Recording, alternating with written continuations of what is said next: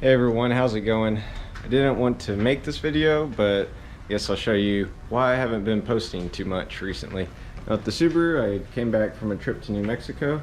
On the way back, there was a deer that actually came out, and I slowed down for it, and as I was about to pass it, another one hopped out behind it. So what ended up happening is I cracked the front bumper as well as dented the hood right here. So overall it could have been a whole lot worse, but it overall is pretty good. The only other thing was a broken headlight tab, which actually I'm just gonna weld back together. So it'll be easy fix. Went through insurance. I'm getting a new bumper put on, as well as money to pay for the hood, get it bent back and repainted. But besides that, I have some pretty cool updates going on. I just wanted to take you through the install of kind of fixing and looking at the damage. So in looking at everything, what I found was that the radiator support beam, as well as this little part here, is just kind of bent. So today I'm going to be taking off the bumper and seeing if there's any other damage, but I do have a replacement bar that goes across here, as well as a replacement for here. Now this side looks good to me, so if anything, I'll just kind of bend it up. So in taking off the front bumper, you can see this bar here is bent, as well as right here. So I'm going to work on just kind of taking all this off and replacing it. So in diving a little bit more into it, I now have everything taken off the top here, and I'm going to need one of these, I guess, kind of wishbone looking pieces here. So I have this ordered, and basically you'll be able to swap everything out afterwards. Everything really isn't too bad, it's just more of a pain of unbolting everything, and then it will be getting it back on. Currently having to wait. I'm sure the video will skip to me doing the install here pretty soon once my parts come in. But besides that, basically it stripped everything off of the front bumper here. So it includes the bezels, fog lights, the Grillcraft lower grill, blinkers, and fog lights. So what I'm working on now is actually going to be getting this side piece off, headlight out, so I can fix the tab, and putting this new one on.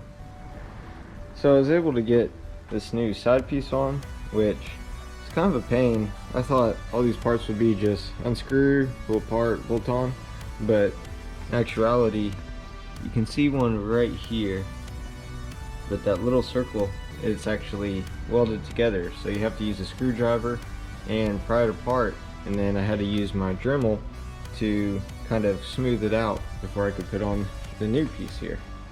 So like I said, just waiting on some more stuff to come in, and I'll be able to put this whole front end together. Now for this headlight tab, just got some plastic weld, so pretty much just fits back on to right here, and we'll see how it holds. I finally got the last two parts I need. It took about 3 weeks, so the video has been a long continuation. As you can see here, this was the original, and this is what it is supposed to look like. So yeah, definitely worth getting that one fixed. And this one is just the fork to right here, and whenever I took this off, it's just got these welds on it, so it's just, I don't know, really poor. So I wanted to just go ahead and swap that out as well. So that'll be what I work on first here. So it's coming together pretty good. Now I have the new fork put in back here, as well as this top section. So now I'm going to work on reinstalling the headlight, as well as this piece, and then I have wasn't too smart about this. I have all these bolts, got to figure out where they go.